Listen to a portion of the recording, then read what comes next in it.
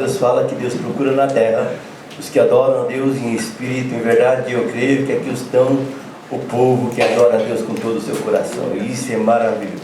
Nós vamos fazer a leitura bíblica em classe, que se encontra em 2 Timóteo capítulo 4, versículos 6 a 8, e Tessalonicenses, a 1 Tessalonicenses capítulo 5, versículo 1 ao verso 11. Quero chamar aqui nosso irmão presbítero Anderson para fazer a leitura com a amada Igreja do Senhor Jesus.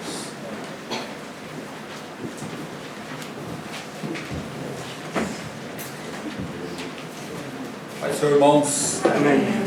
Irmãos, podem tomar assento para ficar melhor a leitura, amém? Amém. Vamos fazer a leitura então, como já foi dito pelo nosso pastor aqui, 2 Timóteo capítulo 4, versículo 6 até o versículo 8, e 1 Tessalonicenses capítulo 5, do versículo 1 até o versículo 11. Vamos fazer como é costume, eu vou ler o primeiro versículo e assim sucessivamente os irmãos estejam lendo juntamente comigo, amém? Diz assim a palavra do Senhor: porque eu já estou sendo oferecido por aspersão de sacrifício, e o tempo da minha partida está próximo.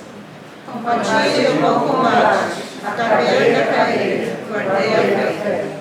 Desde agora a coroa da justiça me está guardada, a qual o Senhor, justo juiz, me dará naquele dia, e não somente a mim, mas também a todos os que amarem a sua vinda. Mas se irmãos, acercos e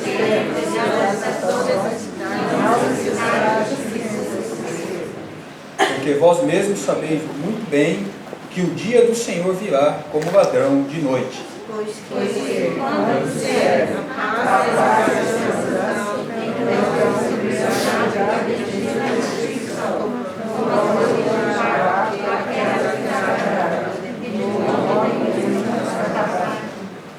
Mas vós, irmãos, já não estáis em trevas, para que aquele dia vos surpreenda como um ladrão. porque todos vós sois filhos e filhas, não somos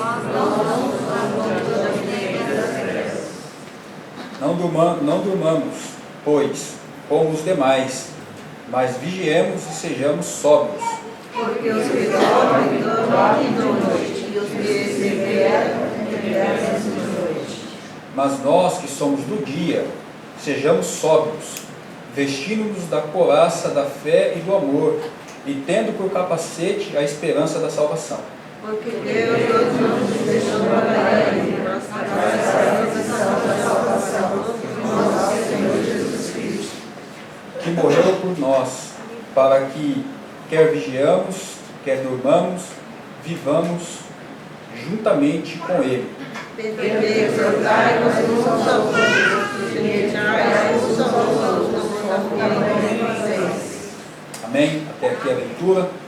Aqui eu quero destacar, primeiramente, o versículo 7, que é o versículo chave da nossa leitura, que Paulo aqui escrevendo, ele diz: combati o bom combate, acabei a carreira, guardei a fé. Que essa palavra, irmãos, possa ficar no nosso coração, como assim também estava no coração do apóstolo Paulo. Mesmo ele sabendo que a sua hora estava chegando, ele tinha a convicção de que ele tinha combatido o bom combate. E que isso possa arder nos nossos corações também, amados. Esse desejo de combater o bom combate. Existem combates bons e existem combates ruins. Qual é a diferença do combate bom e do combate ruim? É como nós lidamos com os combates.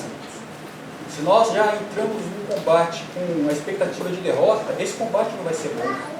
Esse combate será um combate ruim, porque nós estamos entrando já com receio, com medo, às vezes preocupados, às vezes com medo do que pode acontecer. Irmão, nós temos que confiar em Deus, amém?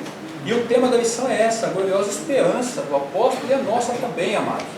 Então, todas as vezes que nós estivermos em combate, nós temos que ter sempre isso em pensamento.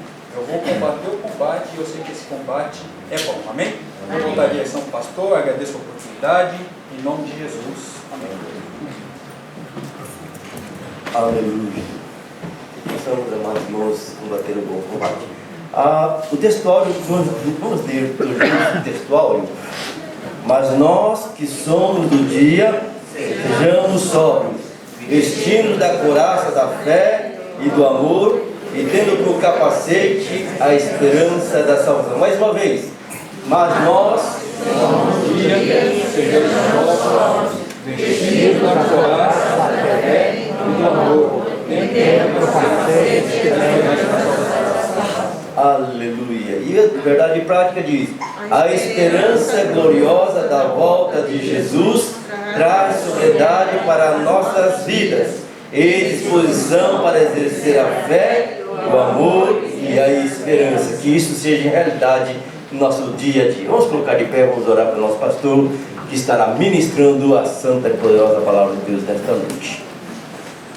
Aleluia, oremos. Pai, já louvamos o teu nome, oh glória, aleluia, bendito seja o teu nome, Pai. E aqui está o teu ungido que vai estar ministrando a tua palavra aos nossos corações. Usa o teu servo, papai, como canal, papai, e nós sejamos edificados na tua palavra. É o que nós te pedimos em nome de Jesus. Amém. Glória a Deus. A paz, amados. Pode sentar. Nós já fizemos a leitura. A lição passada nós estudamos sobre a coragem que o apóstolo Paulo tinha com relação à sua morte. E também ele tinha essa coragem exatamente porque ele tinha em mente qual era a dimensão que o esperava, que o aguardava após essa vida. Quando a gente não tem essa dimensão, essa esperança, o medo nos domina. Então tudo causa medo. Doenças, problemas. E aí então nós vimos que se, assim como o apóstolo Paulo, se nós cultivarmos diariamente a nossa morte, que um dia acontecerá, com essa esperança do crente, do porvir, porque aqui tudo é passageiro, amém? Amém. Por mais e melhor que seja, vai passar, está passando, amém? Amém. Então, na verdade, nós temos que perder o medo, porque quem perde esse medo acaba vivendo melhor, vivendo mais em paz, porque não tem medo. Vai acontecer, pode acontecer, Deus está no controle. E esse controle de Deus, ele não é perdido jamais. Os tempos podem mudar, os homens mudam, as estações mudam, mas Deus é o mesmo ontem, hoje e eternamente. Aleluia. E isso é que faz a gente, quanto mais a gente estiver ligado ao futuro do crente, a essas coisas celestiais, menos medo nós teremos de tudo que acontece na terra. Então, quando nós nos sentimos muito apavorados, muito medrosos com relação às más notícias que temos ouvido, as guerras, os rumores de guerra, Jesus falou sobre isso, Jesus avisou sobre isso. Mas ele falou que para nós está aguardado um dia maravilhoso, nascerá o sol da justiça. O crente em Jesus tem essa esperança. E nós estamos muito com o pé na terra.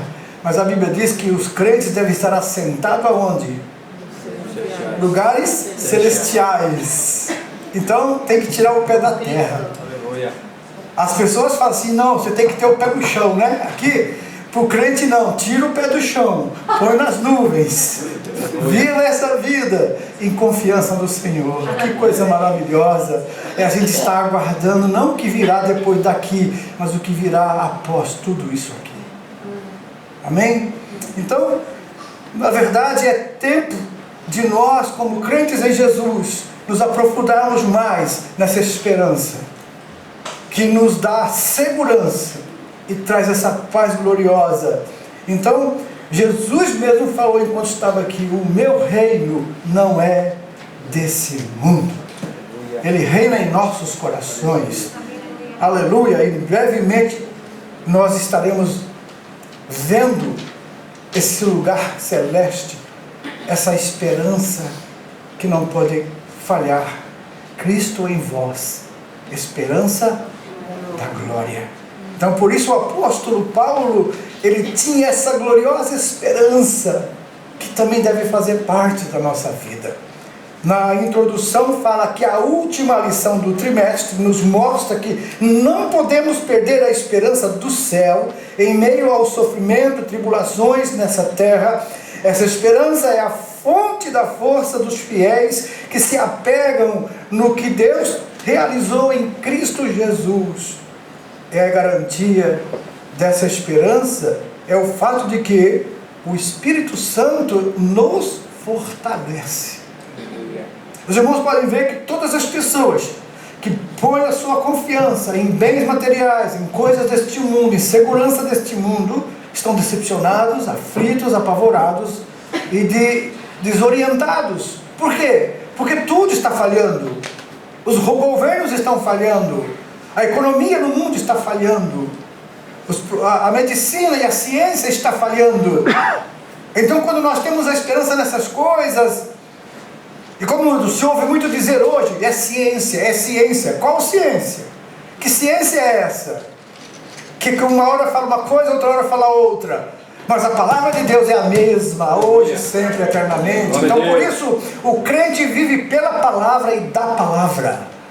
E não das notícias que você vê acontecer todo dia, o comentário nas fábricas, o comentário em todo lugar, você ouve só comentários ruins. Mas a Bíblia diz, para o crente, quando estas coisas começarem a acontecer, levantai as vossas mãos para os céus, porque a vossa redenção está próxima. Oh, glória a Deus! É bom quando a gente entende isso, quando a gente percebe isso. Colocar as esperanças na coisa deste mundo.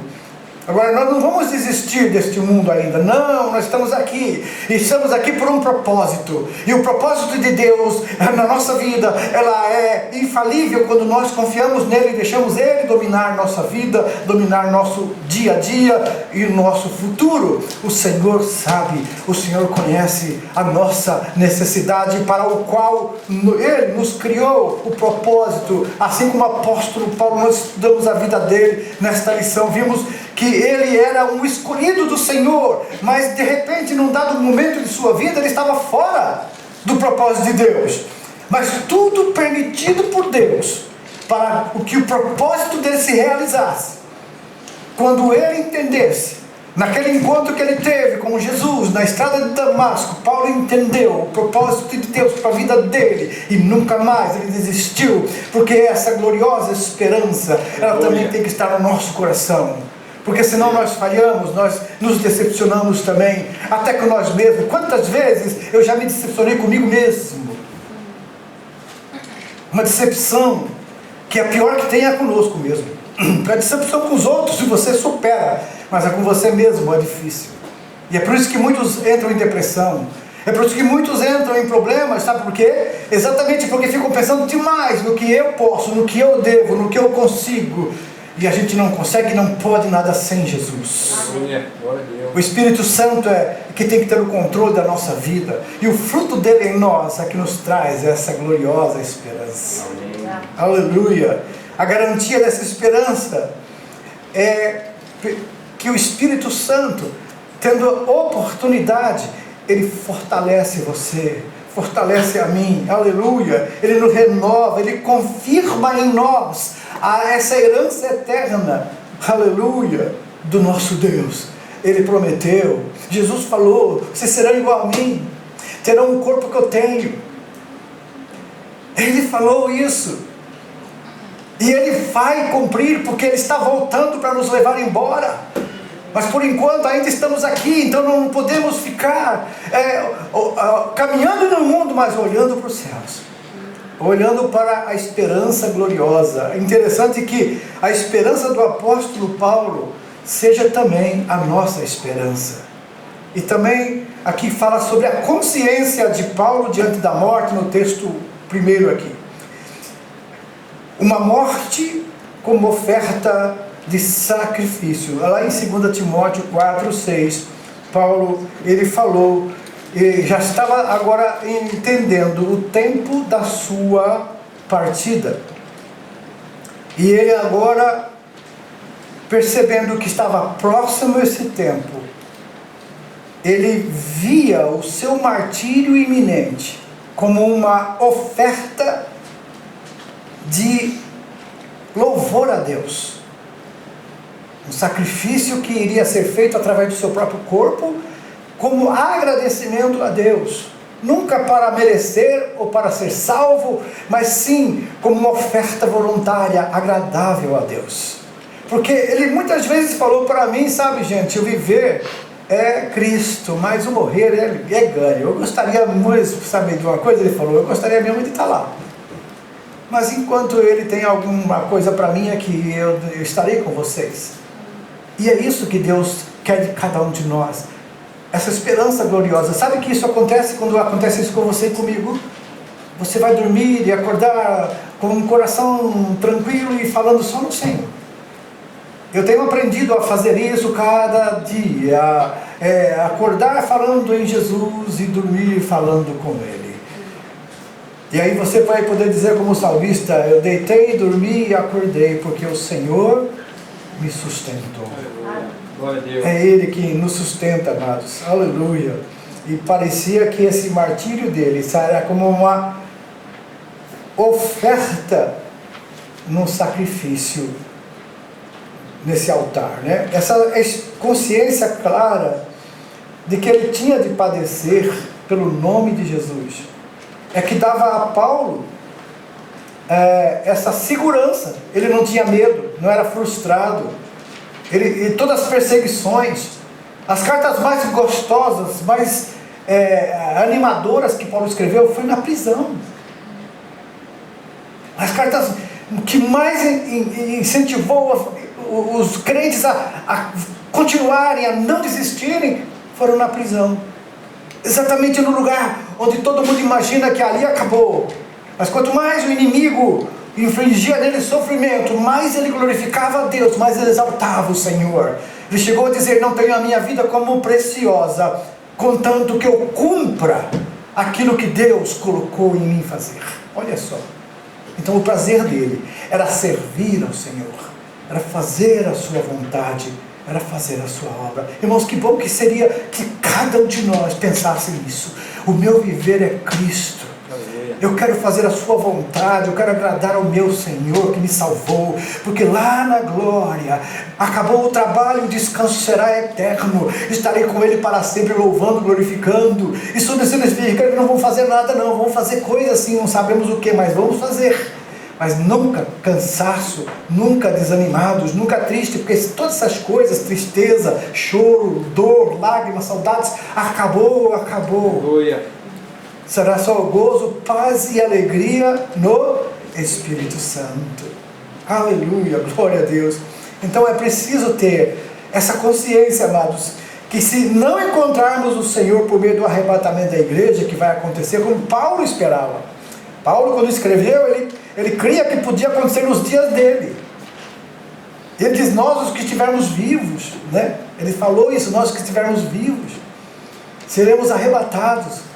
E os mortos em Cristo ressuscitam primeiro. Quer dizer, ele foi falando e crendo, mas agora isso não quer dizer que ele cria e ele se enganou, não. É uma verdade que deve ser repetida por todo crente, que a esperança não está se encontraremos Cristos ainda vivos, transformados, ou mortos, ressuscitados. De qualquer jeito encontraremos o Senhor.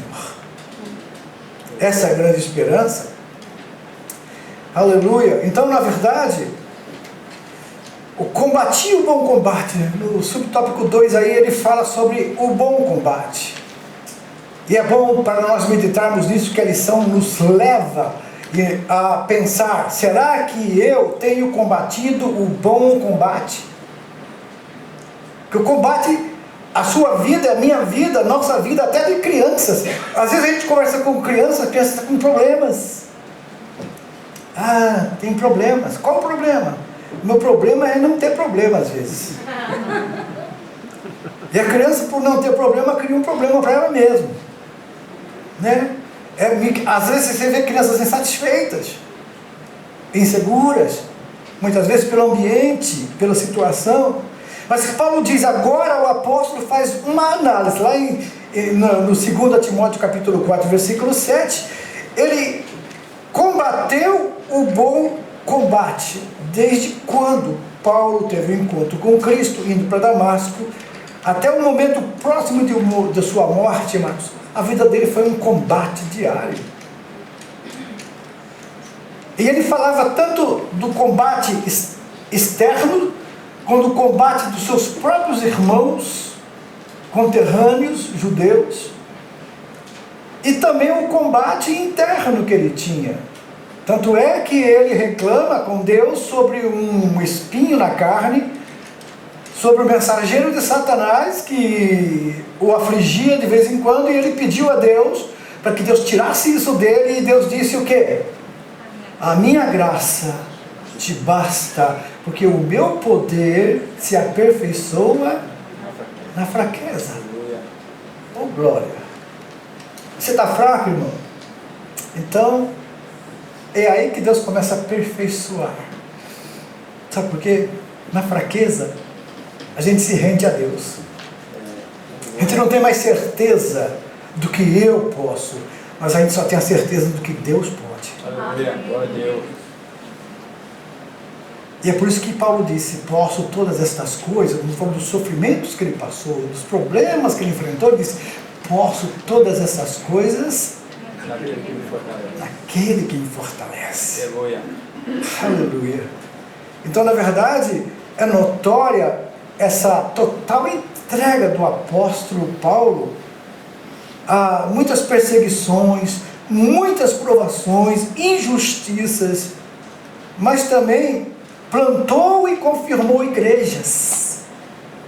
Entendeu? Ele entregou sua vida integralmente à causa do Senhor, à causa do Evangelho. Ele combateu o bom combate.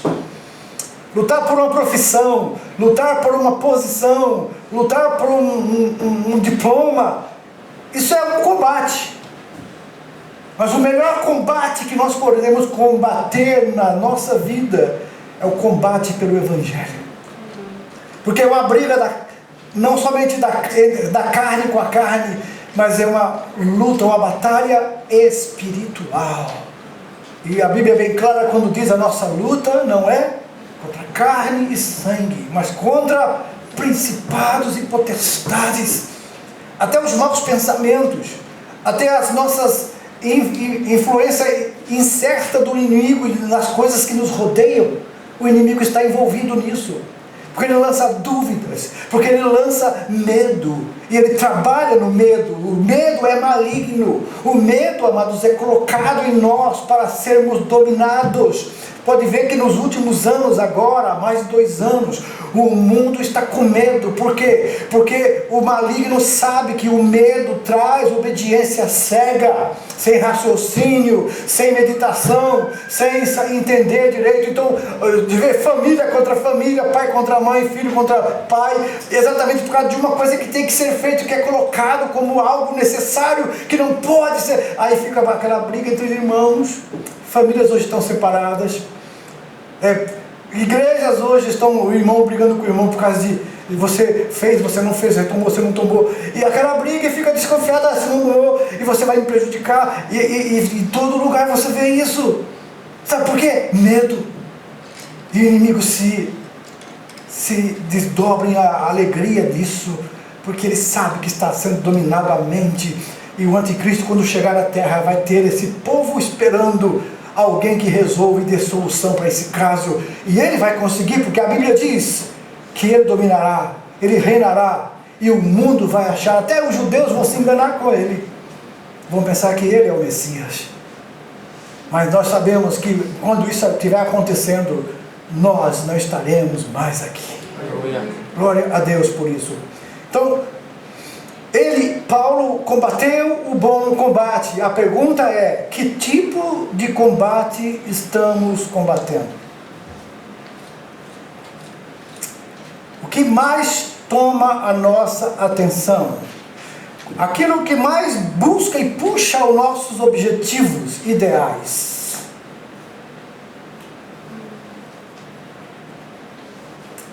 Será que o nosso bom combate é a causa nobre do Evangelho? Será que... O que é Evangelho? É boa notícia. Você entendeu? Evangelho é boa notícia. Então tudo que é má notícia não é Evangelho. Porque a má notícia já está no homem. Ele está condenado. Essa é a má notícia. O Evangelho traz a boa notícia, existe uma esperança para você. Glória a Deus. Alguém que você precisa conhecer conquistou a tua liberdade eterna. E você e eu temos, amados, essa liberdade. Temos Jesus e as pessoas precisam dele assim como nós precisamos. Agora, que esse autoexame de Paulo, quando ele estava para morrer, seja também de cada um de nós. E muitas vezes a gente fala, mas aquele ali é muito jovem ainda, tem uma vida inteira pela frente, sim, mas nem todos vão ter essa vida toda pela frente. Alguns a sua vida é ceifada bem cedo. Quantos que vocês mesmos já conhecem, que ainda tinham uma vida toda pela frente, mas hoje já não estão mais aqui conosco, partiram para a eternidade? Que tipo de combate vale a pena combater? Combates que vão findar aqui, ou combates que levam para a eternidade? Pastor, mas quer dizer então que eu não preciso mais estudar, não preciso mais fazer nada, nem me preocupar com o futuro, porque agora... Não, isso aconteceu na igreja de Tessalônica, e Paulo teve que repreendê-los. No meu tempo também aconteceu isso. Agora, esse autoexame de Paulo, ele serve para nós como uma lição. Será que nós temos, nos fazendo um autoexame, como é que está a minha vida? O que eu tenho feito para servir ao Senhor? Dos meus objetivos ideais, quais são aqueles que têm me levado a buscar mais o reino de Deus e a sua justiça do que outras coisas? Em Mateus capítulo 6, Jesus foi bem claro, né? Busque em primeiro lugar o reino de Deus e a sua justiça, porque Deus sabe muito bem o que você precisa: comer, beber, vestir. Mas as aves dos céus também não plantam, não ajudam celeiros, e o Pai Celestial as alimenta. Então ele disse: então por que vocês estão tão preocupados? Mas coloque em primeiro lugar as coisas de Deus na sua vida. Veja as coisas de Deus como são prioritárias. E quando você der prioridade, Deus vai dar prioridade para as suas coisas. Quando a gente começa a fazer demais e se preocupar demais com a nossa vida material e correr atrás do prejuízo, e Deus fica observando e até abençoa, mas a gente cansa demais. Mas quando você começa a confiar mais no Senhor, lançar sobre Ele toda a sua ansiedade, e começa a buscar mais a face dEle, tem que decidir. Peraí, eu tenho que orar. Não dá tempo de orar, tem que decidir agora. Então eu não vou decidir não, porque eu não vou decidir nada sem orar. Porque muitas decisões que a gente toma sem orar, sem consultar Deus, lá na frente dá prejuízo. Mas eu senti paz no coração. Por que não deu certo? Porque a gente não consultou o Senhor. Muitas coisas no Velho Testamento você olha e vê, inclusive na vida de um grande homem de Deus, Josué. Deus deu a ele o poder, a autoridade para dominar toda a terra que Deus tinha entregue aos judeus. Mas teve uma vez que ele tinha que tomar uma decisão. E a Bíblia diz: e Josué não consultou o Senhor. E a decisão dele está trazendo prejuízo até hoje para os judeus.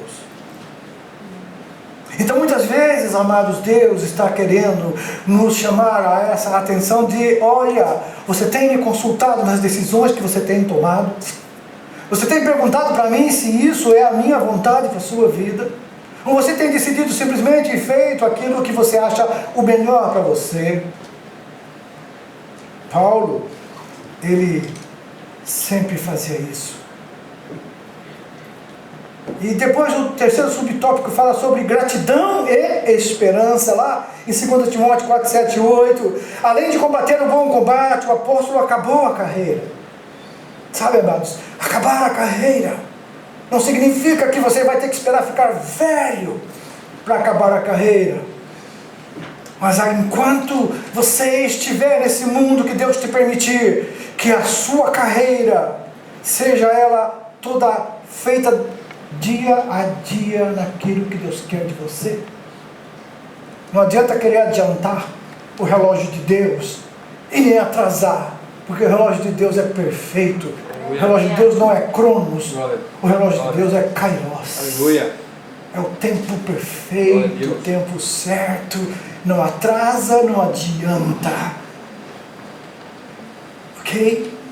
O apóstolo acabou a carreira e guardou a fé. Aleluia. O que a fé é? É o firme fundamento das coisas que se esperam e a certeza das coisas que não se vê. Fé. Fé. Mais importante do que começar é a forma como terminaremos. Isso é muito importante. A Bíblia diz: melhor é o fim das coisas do que o começo delas. Tudo que começa é desafiador, é maravilhoso, né? Por isso que no casamento chama lua de mel. Porque ninguém pensa em nada, só no mel e na lua, né? A cabeça vai para o mundo da lua e a vida é um mel. Até que volta, aí tem que voltar a trabalhar, tem que voltar, aí voltam os problemas. Como termina? Como vai ser o meio das coisas? Como vai ser o caminhar de cada dia? Paulo, ele agora chega num ponto que está terminando o seu trabalho. Ele diz: combati o bom combate, acabei a carreira. A carreira que estava proposta. O próprio Jesus também fez de uma forma maravilhosa. Em Hebreus 12 ele diz que ele tinha um gozo para Jesus. Ele tinha algo para fazer. Ele diz, olhando para Jesus, o escritor aos Hebreus diz: autor e consumador da nossa fé, o qual pelo gozo que estava proposto, ele suporta a cruz, despreza a afronta, venceu, assenta-se à direita de Deus, e de lá intercede por você e por mim. Olha, Jesus está olhando para você agora, aleluia, e está dizendo: Pai, isso vai passar, Deus. Eu vou abençoar, Aleluia. eu vou ajudar, meu Espírito está ali, aleluia. Eu gosto muito de ler aquela passagem de Paulo, me dá esperança, sabe? Quando o próprio crente, o próprio servo de Deus, Ananias ali, né, que era um discípulo, ele falou assim: Senhor, esse é um perseguidor da igreja. É lógico que ele estava certo, era aquilo mesmo que estava acontecendo, mas Jesus, aleluia, que é ontem, hoje e para sempre, ele vê tudo. Ele disse: não, Ananias, esse é o escolhido meu. Às vezes a gente está vendo alguém que nós conhecemos, um parente, um amigo, uma esposa, um esposo, um filho, perdidão, sem nada, e você fala: isso é um coitado, um pobre miserável. Assim, não, esse é o escolhido meu. Aleluia. Glória a Deus. Pense nisso. Quando meus filhos estavam lá fora no mundão, rebeldes, ficaram indignados com situações, saíram da presença do Senhor, mas tinha semente lá dentro, tinha semente lá no coração, foram criados na semente da palavra. Você, tá vendo? Falaram para mim lá nos Estados Unidos, um casal de crentes falou para mim: você vai ganhar o Japão para Jesus e vai perder seus filhos para o inferno, porque eu tinha que deixá-los lá. E eu fui falar com Deus. Senhor, os meus filhos. Deus falou para mim: eu já te falei lá no Brasil, que cuida da minha obra, que dos teus filhos eu cuidarei. Aleluia. Meu coração se acalmou. Se a gente for ouvir o que as pessoas falam, a gente para no meio do caminho, a gente desiste, a gente volta atrás. E volta atrás, a gente trava. A mulher de Ló virou uma estátua de sal, porque ela olhou para trás, ela parou, ela desanimou, ela desistiu. Mas quando você confia no Senhor, Deus fala com você, vai em frente, eu estou contigo nessa caminhada. Aleluia. Aleluia. O apóstolo tinha consciência dessa carreira que ele percorreu, da fé que ele guardou. Durante os anos do ministério, a sua fé permaneceu robusta, pujante. É isso que Deus quer de você e de mim, amados. Ele não quer pessoas perfeitas, mas Ele quer pessoas que saibam escorregar e se levantar. Amém. Que não desistam nunca, porque erraram num caminho, erraram alguma coisa. Ele diz, não, vai em frente. Diga ao povo que marche. Essa foi a ordem de Deus a Moisés. Moisés, diga ao povo que marche. Aleluia, mas Senhor, o mar está na frente. Diga ao povo que marche. Mas Senhor, o mar, o exército atrás. E diga ao povo que marche. Aleluia. Aí Moisés, o que você tem na mão, Moisés? Uma vara, um pedaço de pau. Isso! Bate na água. Ele bate na água. O mar se abriu e o povo passou de pé seco. Aleluia. Aleluia. Está querendo desistir? O inimigo gosta de ouvir você falar, não está dando mais. Ele gosta porque ele coloca todas essas dificuldades no seu coração. Ele coloca todo esse medo. Diz, não dá, eu não vou desistir, eu não consigo mais, não é para mim. Ele gosta disso. Mas o Senhor, se você olhar para Ele, for falar com Ele, vai dizer, marche! Aleluia. Marche! Coloca o pé na frente, vai! Mas não estou enxergando nada. Vai na fé. Deus. Eu tenho caminhado na fé, amado. Quando Deus mandou comprar esse prédio lá da base missionária, eu fui pela fé. Deus fez milagres, mas no meio do caminho eu cheguei a falar assim, será que alguma coisa não está errada com isso? Porque eu não estou vendo nada acontecer.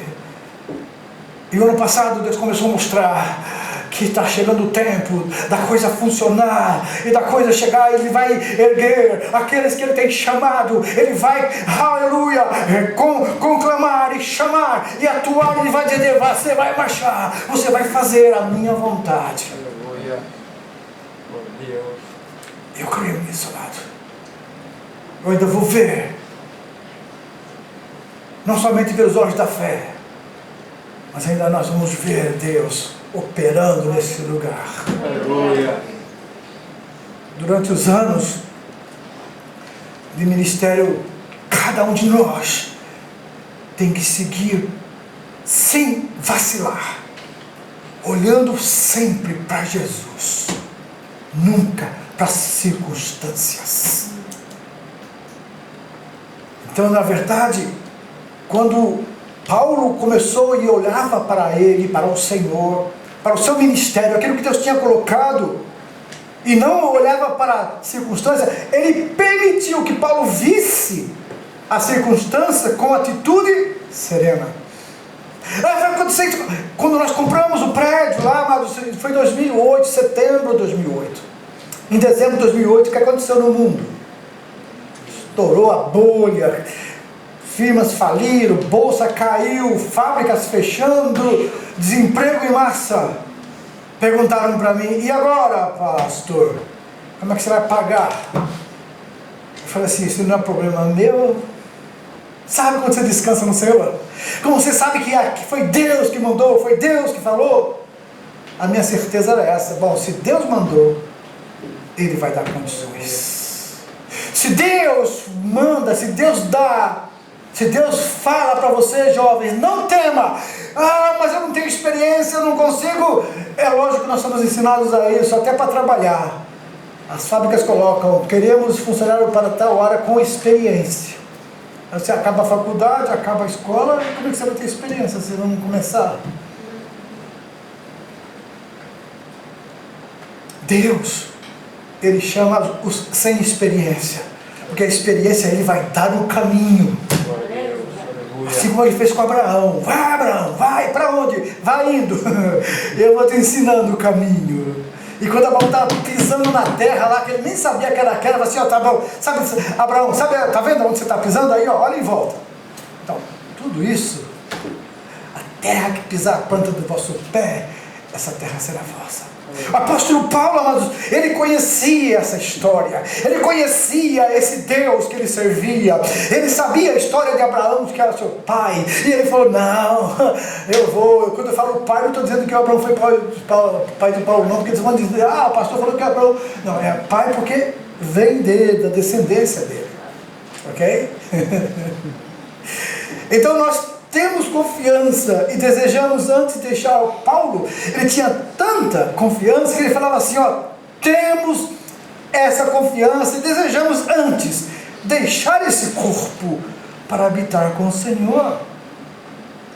E agora ele diz, a partir e estar com Cristo, o que é incomparavelmente melhor, Filipenses 1:23. Partir e estar com Cristo. Paulo, ele nos mostra uma convicção de um ser espiritual, de um homem espiritual, alguém que estava na terra, mas olhando o futuro que o aguardava, sabendo que o momento muitas vezes não era o melhor, sofrimentos, angústias, açoites, prisões, perseguições, mas ele dizia, eu estou olhando para ele, combati o bom combate. O apóstolo nos ensina que é preciso olhar para o futuro com a certeza do nosso galardão. Tem pessoas que querem galardão aqui na terra, querem ser reconhecidos aqui, querem prestígio nesse mundo, quando Deus chamou você e eu para desprezarmos o prestígio do mundo, para adotar o prestígio que Ele nos dará, o presente que Ele vai trazer, o galardão que Ele disse, eis que venho, sem demora, e trago comigo o meu galardão para dar a cada um, segundo as suas obras. O que nós temos feito para o Senhor? Qual o nosso combate?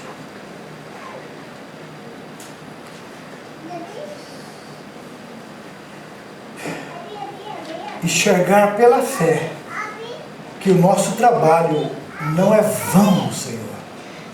Paulo estimula os crentes da igreja e diz lá em 1 Coríntios 15:58, que sede firmes e constantes, sempre abundantes na obra do Senhor, sabendo que o vosso trabalho não é vão no Senhor. O galardão para o irmão ou a irmã que limpa a igreja, o galardão para o irmão ou irmã que ora por interceder pelos outros, o galardão dos pais que intercedem pelos seus filhos e pelos outros, o galardão de você ser fiel ao Senhor na igreja, servindo a Ele com alegria. Cada um receberá segundo as suas obras. E o apóstolo também ensina que é preciso olhar para o futuro com essa certeza de que o presente, o prêmio está nas mãos do Senhor, e Ele vai nos dar, enxergar pela fé que nosso trabalho nunca será em vão, nunca será em vão, pois há uma coroa de justiça guardada para cada crente em Jesus. Coroa de justiça. Estamos nas mãos de um justo juiz. Aleluia. O síntese desse tópico primeiro é: o apóstolo Paulo pensava na sua morte como uma oferta de sacrifício. A oferta de sacrifício que agrada a Deus é o espírito voluntário. O que é espírito voluntário? É fazer sem exigir em troca. É fazer sem se preocupar com o retorno. É fazer para o Senhor. Isso redunda em gozo no coração de Deus. Servo bom e fiel, Ele diz: foste fiel no pouco, sobre muito te colocarei. Aleluia. O segundo tópico é a doutrina bíblica de Paulo sobre a volta do Senhor. Preste bem atenção. Existem muitas correntes de ensino sobre esta área, mas nós temos uma linha de pensamento baseado na Bíblia, e nós vamos mostrar agora. Prepare sua Bíblia e vamos ler. Vamos lá. Em 1 Tessalonicenses, capítulo 5, ele inicia com uma conjunção mas, para retomar a ideia lógica do capítulo 4, em que Paulo fala sobre a ressurreição dos mortos. No capítulo 4, então, Paulo fala sobre como será a ressurreição dos mortos em Cristo, na mesma ocasião em que ocorrerá o arrebatamento dos vivos em Cristo. Essa igreja de Tessalônica esperava para os dias deles. Os crentes achavam que é para aqueles dias, mas nós vimos que eles ficaram atônitos e perturbados com o ensinamento que